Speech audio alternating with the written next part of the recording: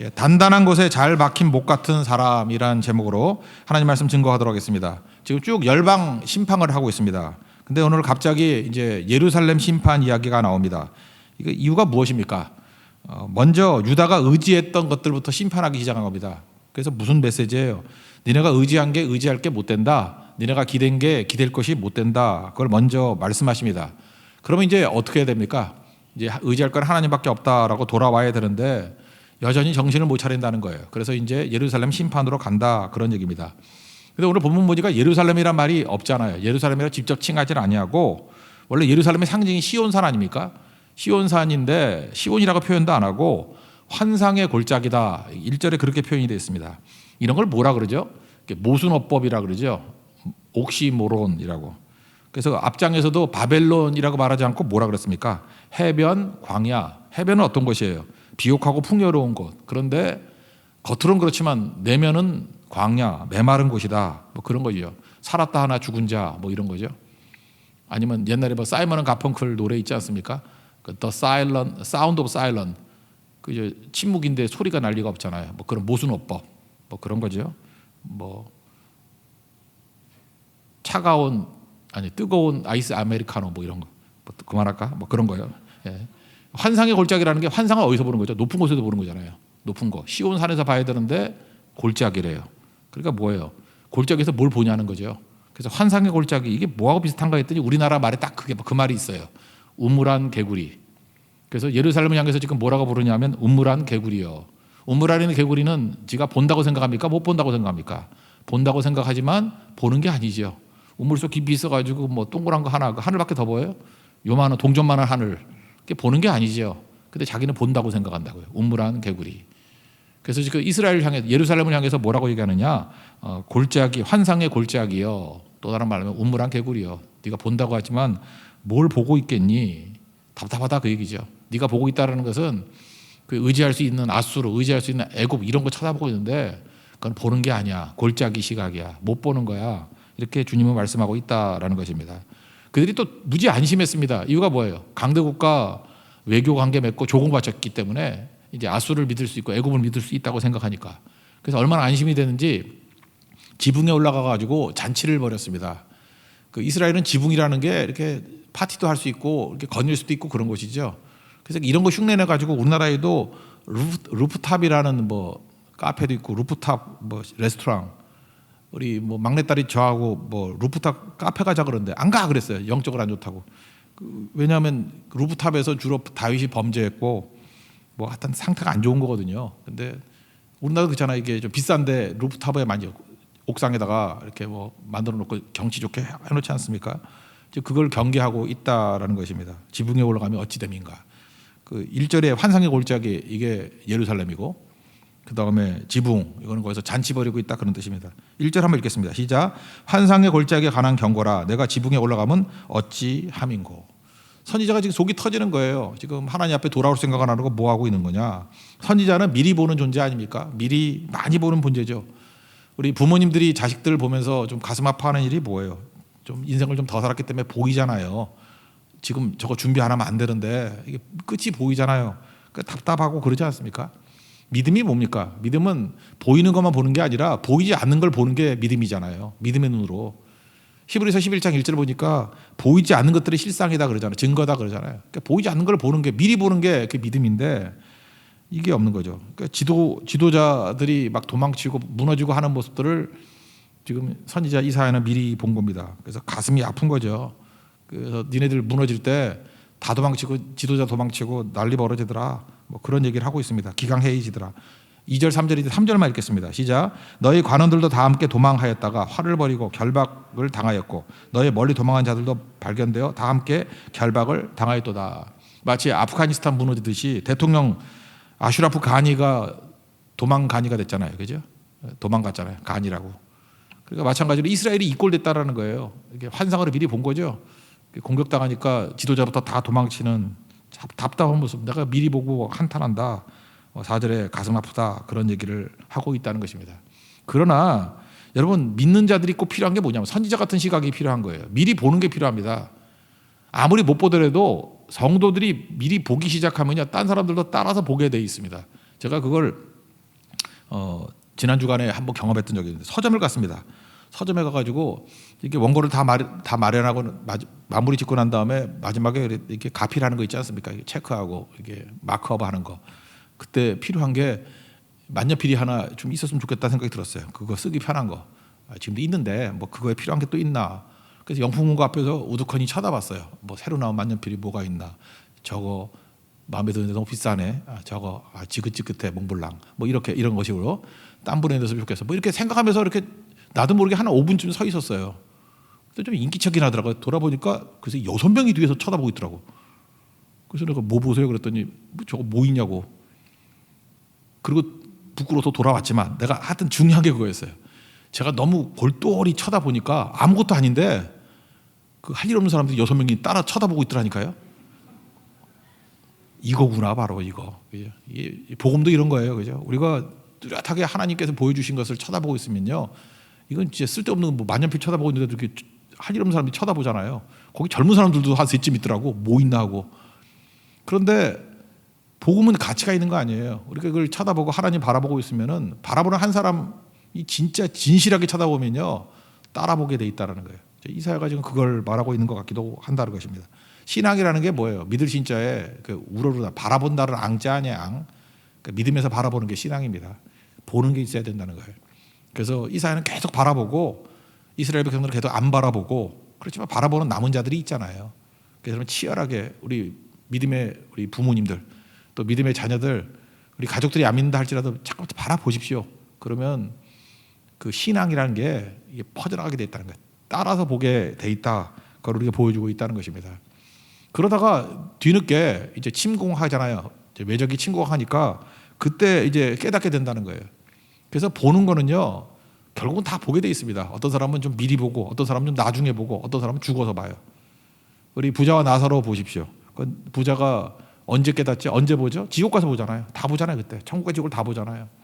그러니까 못 보는 사람은 없어요. 그렇지만 신앙을 가진 사람은 미리 봐야 되고 그거 아니라 그러면 현실에서 봐야 되고 그거 아니면 깨지고 난 다음에 보는 거죠. 미리미리 볼 줄 아는 그 모습이 있어야 된다라는 것입니다. 근데 이들이 이제 공격해 오니까 7절 보세요. 병거는 내 아름다운 골짜기에 가득하였고 마병은 정문에 정렬되었도다. 이렇게 공격하는 걸 보고 이제 8절부터 10절까지 이렇게 웬일이에요? 예루살렘이 정신을 차린 거예요.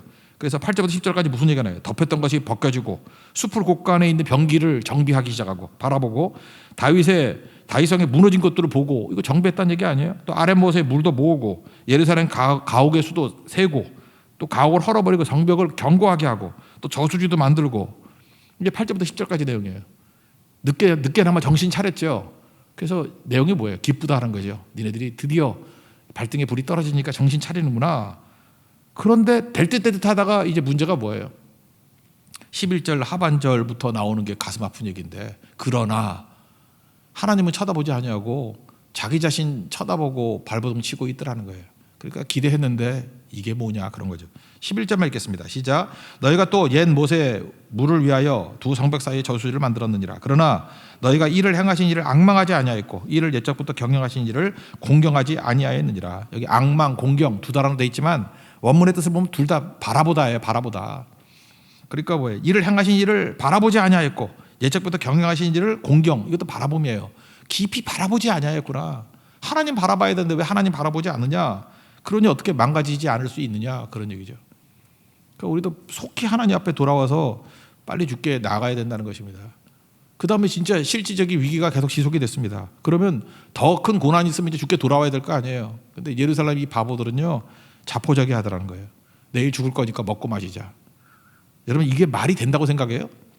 그래요. 사람이 너무 위기가 심해지면요 자포자기 해가지고 오히려 방탕해질 가능성이 큽니다. 우리는 고난이 오면 돌아온다고 생각하죠. 그 안에 성령이 계시고 말씀이 들어있는 사람이 돌아오지 어려움 다가오면요 아예 자포자기 해버리는 사람이 있다라는 것입니다. 13절 읽겠습니다. 시작. 너희가 기뻐하며 즐거워하여 소를 죽이고 양을 잡아 고기를 먹고 포도주를 마시면서 내일 죽으리니 먹고 마시자 하는도다. 자포자기를 하더라. 이러니 내가 어찌 견딜 수 있겠느냐 이런 얘기죠. 망가짐의 비참함을 모르기 때문에 이런 일이 벌어집니다. 여러분 그 포로로 끌려간다는 게 뭐예요? 자녀들이 끌려가는 거고 아내가 욕보이는 거고 민족이 노예가 되는 거죠. 저는 뭐 어제 그 말모이라는 영화 한 편만 봐도 이 일제 나라 빼앗겼던 나라 잃은 망함이 어떤 고통인지 그냥 몸소리 쳐주던데요. 그 영화의 잔상이 오늘까지 남아 있었어요.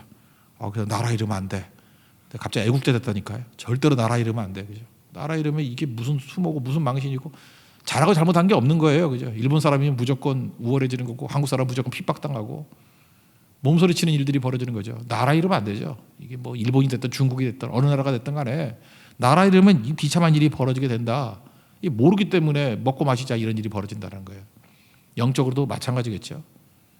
이제 오늘 팁으로 한번 말씀을 드린다 그러면 신앙인의 삶의 모습이 뭐냐? 오늘 꼭 집에 가서 읽어보세요. 신명기 11장 10절부터 쭉 나오는데 신명기 11장 10절 하나님이 이제 설명을 제가 해드릴게요. 아직까지 이제 가나안에 들어가지 못했잖아요. 신명기니까. 그 젊은 다음 세대에게 이렇게 말씀합니다. 내가 돌아가 차지하려고 하는 땅, 다시 말해서 가나안 땅은 어떤 땅이냐? 애굽 땅과 달라. 그래서 이렇게 하나님이 설명을 해주는 거예요. 가나안 땅은 애굽 땅과 달라. 애굽 땅은 어떤 곳이었냐면은 나일강이 있잖아요. 그래서 물대기가 아주 쉬운 땅이야. 그래서 발로 이렇게 펌프질만 하면 물을 언제든지 댈 수 있는 그런 땅이야. 그러나 네가 들어가는 가나안 땅은 어떤 땅이냐? 비를 흡수하는 땅이야. 비가 오면은 그냥 다 빠져버려가지고 물이 없어. 비를 흡수하는 땅이야. 그렇지만 하나님께서 돌봐주시는 땅이야. 여호와의 눈이 항상 떠나지 않는 땅이야. 그게 가나안이라는 거예요. 그러므로 13절 14절에 뭐라고 되어 있냐면은 네가 하나님 앞에 말씀을 청종하고 순종하고 섬기기만 하면 하나님께서 이른 비와 늦은 비를 적당히 내리시는 그런 땅이야. 이제 이해가 되셨어요? 애굽 땅은요, 요즘식으로 얘기하면은 그 전천후 농사가 가능한 땅이에요. 항상 물이 있으니까. 근데 이스라엘 가나안 땅은 어떤 땅이냐면 천수답이라는 거예요. 천수답. 하늘에서 비가 내리지 않으면 농사가 안 되는 땅이고 살 수가 없는 땅이라는 거예요. 그런데 하나님께서 돌아보시고 철저하게 이른 비와 늦은 비를 주시는 땅이야. 그러니까 무슨 땅입니까? 은혜로만 살 수 있는 땅이라는 거예요. 그런데 결국은 애굽은 그걸로 풍족하지 못하지만 영적으로 풍족하지 못하지만 가나안 땅은 이 신앙인의 땅은 하나님께서 이렇게 먹고 사는 문제까지도 영적인 은혜를 주셔서 풍성해지는 땅이야. 그러니까 가나안 땅의 삶의 원칙을 이해해야 돼. 이게 신명기 11장 10절부터 15절까지 나오는 중요한 메시지라는 거예요. 그러니까 우리 예수 믿고 난 다음에 예수 믿기 전에는 어떤 사람이었냐면은 애국 같은 인생이었어요. 그래서 능력 있고 이러면은 나일강 근처로 가자. 그래서 언제든지 내가 노력만 하면은 언제든지 물댈 수 있는 그런 땅이야. 그렇지만 육적으로만 그렇게 살다가 망할 놈의 나라고, 가나안 땅은 우리가 지금 먹고 사는 문제까지도 영적인 의미가 있다라는 거예요. 먹고 사는 의미까지도 신앙적인 거고 먹고 사는 것까지도 하나님의 터치와 하나님의 인도하심이 있는 땅이라는 거예요. 비를 흡수해요. 모아둘 수 없어요. 우리는 축적하는 사람이 아니에요. 모아둘 수 없어요. 근데 우리가 할 일은 뭐죠? 철저히 하나님 바라보고 순종하고 섬기기만 하면 그 가나안 땅이 천국 같은 젖과 꿀이 흐르는 땅이라는 거예요. 땅이 좋아서 젖과 꿀이 흐르는 게 아니에요. 하나님의 공급이 있는 땅이라고요. 하나님 섬기면은 이른 비와 늦은 비를 주시는 은혜의 땅이야. 너희 가나안 땅에 들어가서 애국같이 살면 안 돼. 어떻게 살아야 돼요? 하나님의 은혜를 구하며 살아야 돼. 근데 지금 이스라엘 백성들 지금 어떻게 살고 있습니까? 애국같이 살고 있잖아요. 불안하니까, 그죠? 자기에게 물대줄 수 있는 사람 누가 없나. 그러니까 무너진다는 거죠. 여러분 지금 예수 믿는다는 것은 가나안적인 삶을 사는 것입니다. 영적인 천수답의 인생을 사는 거예요. 하나님의 이른 비와 늦은 비를 구하며 사는 거예요. 그러면 하나님이 충분히 공급해 주실 뿐만 아니라 먹고 사는 문제까지도 우리의 신앙적인 풍요로움, 은혜의 풍요로움, 삶의 풍요로움, 영적인 풍요로움을 다 누릴 수 있는 인생이라는 것입니다. 그래서 믿음 없는 사람들이 바라보면 저 사람은 이렇게 천수답같이 저렇게 살아가나? 저 뭘 믿고 저렇게 살아가나? 근데 그렇게 살아가는 사람들은 부족함이 없어요. 그게 신앙인의 삶이라는 것입니다. 여러분 참된 신앙인의 삶을 살아갈 수 있는 믿음의 신실한 종되기를 축원합니다. 그래서 이스라엘 백성들은 마지막 순간까지 돌아오지 않는다. 그러니까 뭐예요? 은혜가 뭔지를 모르더라. 나중에 포로로 끌려가고 난 다음에 나중에 깨닫게 되겠죠. 우리는 은혜로 살아가고 은혜가 무엇인지를 아는 하나님의 종되기를 축원합니다. 그 다음에 15절부터 이제 구체적으로 지도자들이 문제가 있다 그러는데 성경은 추상적인 걸 별로 싫어하는 것 같아요. 지도자 그러면 추상적이잖아요. 구체적으로 셈나라는 사람을 들어서 얘기를 합니다. 예루살렘이 망한 이유가 뭔지 아냐? 너 실권자인 셈나 너 때문이야. 그거예요. 너 때문에 멸망하는 거야. 그 사람이 누구였냐면 15절 보니까 국고를 맡고 왕국 맡은 자 셈나 그러잖아요. 그러니까 지금 시대는 뭐죠? 재정을 맡고 그 다음에 왕국이니까 법무, 뭐 군사, 그러니까 이런 거예요. 재정부 장관 플러스 뭐 법무부 장관 플러스 또 뭐 국방부 장관 이쯤 되는 거예요. 그러니까 모든 실권을 다 주고 있는 게 샘나였다라는 것입니다. 근데 이 친구가 하는 일이 뭐냐? 권력을 사유화한 거예요. 그 권력 가지고 뭘 했냐면은 재물을 사유화해가지고 묘실을 크게 팠어요. 그러니까 지가 무슨 진시황인가? 묘를 크게 파고 자기를 위해서 처소를 쪼아내고 뭐 영광을 다 구하고 그런 얘기입니다. 16절부터 18절까지인데 이거 뭐 나쁜 놈 얘기를 뭐 다 읽어야 되나? 한 절만 읽읍시다. 16절 시작. 내가 여기와 무슨 관계가 있느냐? 여기에 누가 있게 여기서 너를 위하여 묘실을 팠느냐? 높은 곳에 자기를 위하여 묘실을 팠고 반석에 자기를 위하여 처소를 쪼아내었느니라 하면서 권력을 이용해서 자기 거 채우고 살아가더라는 것입니다. 그러니까 청지기가 아니죠. 이건 나쁜 놈이죠. 이게 나라 망하려고 그러니까 이런 샘나 같은 자가 있다라는 거예요. 여러분 성도를 부르심의 목적이 뭐라 그랬습니까? 거룩이라 그랬죠. 거룩. 베드로전서 1장 15절 16절 보니까 오직 너희를 부르신 거룩한 이처럼 하나님이 거룩한 분이에요. 구별된 분이에요. 너희도 모든 행실에 거룩한 자가 되라. 기록되었을 때 내가 거룩하니 너희도 거룩할지어다 하셨느니라. 그러니까 우리의 부르심의 목적이 뭐예요? 거룩하신 분이 우리를 거룩하라고 불렀다고요. 그럼 거룩은 높은 지위에 있던 낮은 지위에 있던 상관없이 거룩할 수 있죠. 거룩이 뭐예요? 구별됨이니까. 거룩의 반대말이 뭐예요? 뻔하게 사는 거예요. 그냥 돈 있으면 돈 따라가고 명예 있으면 명예 따라가고 뻔하게 살지 아니하고 우리는 구별되게 산다니까요. 구별됨의 대표적인 게 뭐라 그랬어요? 예배라 그랬죠. 다 섞여 있는데 모르잖아. 구별이 안 돼 있잖아요. 예배 드리자 그러면 모이는 사람이 구별된 사람들. 그게 거룩한 자예요. 예배 죽어도 안 드려 그러면 그 뭐 망가진 사람들이죠. 그러니까 항상 주님께서는 이게 구별되길 원하는 거예요. 그러니까 구별됨이 뭐예요? 말씀 안에서 구별됨이죠. 그래서 예수님의 길 따라가는 거예요. 그게 구별됨이라고. 구별됨 못할 사람이 누가 있어요? 그러면 샘나가 높은 지위에 올라갔지 않습니까? 그러면 그에게 원하는 게 뭐예요? 하나님이 거룩함이에요. 거룩함이면 일반 세상에 있는 사람들과 똑같은 게 아니죠. 절대 권력을 가져 있는데 절대 권력을 가지고 휘두르는 게 아니라 섬기는 종이 돼야 될 거 아니에요. 앞장서는 종. 근데 그게 안 되니까 구별이 안 됐잖아요. 이거 세상에 있는 권력자와 똑같잖아요. 액팅경이 얘기했잖아요. 절대 권력을 절대 부패한다고. 이게 부패한 모습 아니에요? 그러니까 뭐예요? 이거 거룩함이 하나도 없잖아요. 그러니까 여러분 작은 일을 맡겼을 때부터 하나님께서 뭘 보시는지 알아요? 거룩함을 본다고. 쟤는 다르네. 돈을 맡겼더니 돈 정말 청렴 결백하네. 다르네. 권력을 맡겼더니 뭐 완장 차듯이 뭐 우쭐하지 않고 다르네. 우리 교회 안에도 그렇잖아요. 뭐 평신도로 있다가 뭐 안수집사 되면 싹 달라지는 사람이 있고요. 장로 되면 싹 달라지는 사람이 있고 또 전우사 때는 겸손하다가 목사 안수 받고 난 다음에 어깨를 못 풀고 막 목이 아파가지고 병원 다니는 애들 있잖아요. 그죠? 그 이상해요. 그죠? 사람이 뭘 하나 조롱은 이상한 사람이 있어요. 거룩함이 없어. 거룩함이. 더 섬기고 더 겸손해지고 해야 되는 건데. 그러니까 높아져도 거룩함이 있어야 되죠. 다른 사람이 되죠. 좋은 청지기. 그 다음에 고난당할 때도 마찬가지예요. 고난당할 때 좌절하고 넘어지고 그러잖아요. 근데 하나님 바라보고 희망을 잃지 아니하는 소망을 잃지 아니하는 요셉 같은 사람. 요셉이 노예지만 거룩한 노예죠. 일반 노예하고 다르잖아요. 주인보다 더 품위가 있잖아요. 그러니까 우리는 언제나 거룩할 수 있다는 거예요. 구별됨이 거룩함이니까. 데살로니가전서 4장 3절에도 나오잖아요. 하나님의 뜻은 이것이니 너희 거룩함이라. 뭐 이게 도처에 나오잖아요. 그러니까 뻔하게 살지 않는 거예요. 거룩함. 근데 샘나는 거룩을 잃어버렸다는 것입니다. 그러니까 성경은 뭐라 그래요?